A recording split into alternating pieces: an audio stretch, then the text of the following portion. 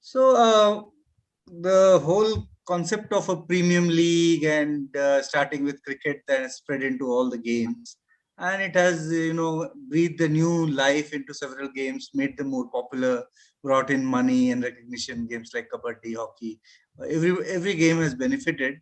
So obviously the question is, why not quizzing, which also needs as much publicity and recognition that it can get. To that extent, I'm looking forward to this league to bring mass spectator enthusiasm and, yeah, hopefully at some point in the future more remuneration, at least hobby money for the quizzes.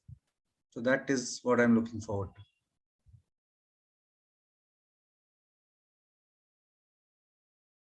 to. I've been quizzing for a while now. In fact, it's so many years I can't even remember when I started.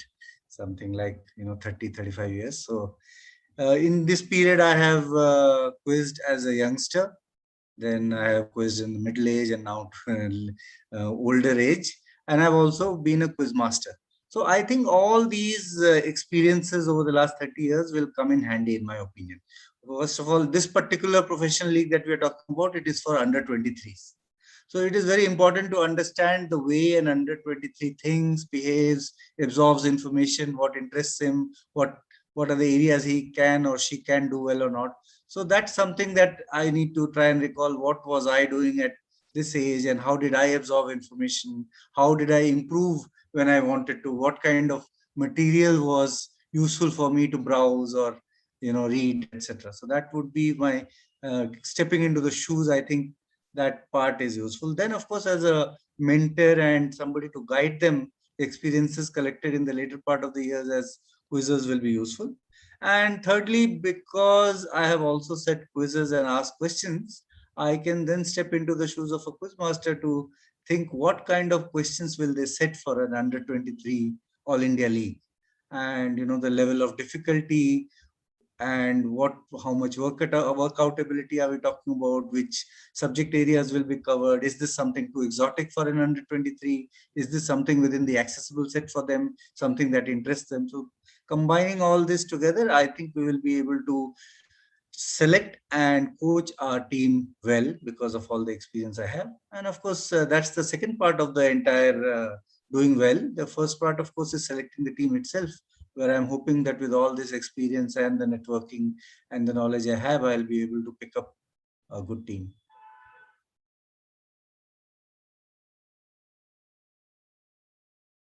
See, if I tell you all that, all our secrets, then I'll need to kill you. Okay. So leaving that part aside, I can give some broad indicators. Uh, there is some information that has been shared by the organizers. Obviously, we are looking at it, but we are also mindful of the fact that this information is shared with everybody. And all the other teams and their directors and managers are as intelligent as we are. So if we go with only just that information, all of us have equal money, equal chance to bid. We'll all end up with roughly equal teams. So if you want to form a team which is better than the other teams, we need to rely on what is called asymmetric information and some money balling tactics.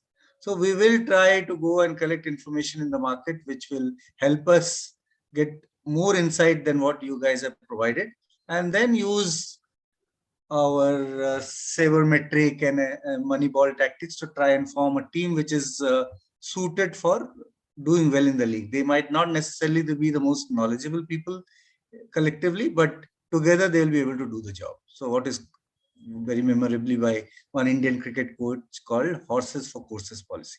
So that's what we will be following.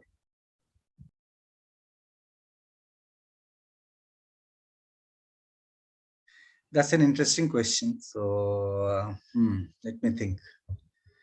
Okay, one thing that occurs to me is that in general, the quizzing that happens in the country, not this PQL or not youth quizzing, but in general, Bombay has been very unfairly tagged as the money minded quizzes of the country. In my opinion, that's not true, really, because if we were money minded, we wouldn't be quizzing. But leaving that aside, The reason why I think the other centers and cities call us money minded is because we are able to raise more money and then provide more money as prizes to the people who come here for a festival. So while we don't agree with this tag, but then we will embrace it for what it is worth. And our war cry for this league and this contest would be paisa fake or tamasha dekh.